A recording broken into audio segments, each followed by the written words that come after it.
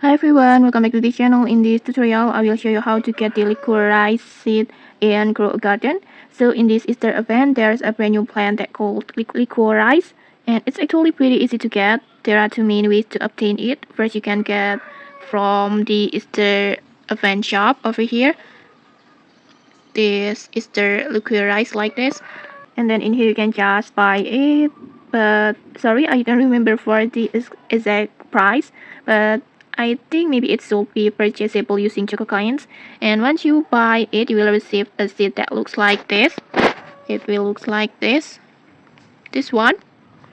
It has a dark purple color like this. And then next you can also get it from the event reward, so make sure you keep playing and completing events to get more chance to get this seed. And okay, that's it. Basically, that's how you can get the Liquorice seed in Grow a Garden. If you found this helpful, don't forget to like, comment, and subscribe for more tutorials. Thanks for watching, and see you.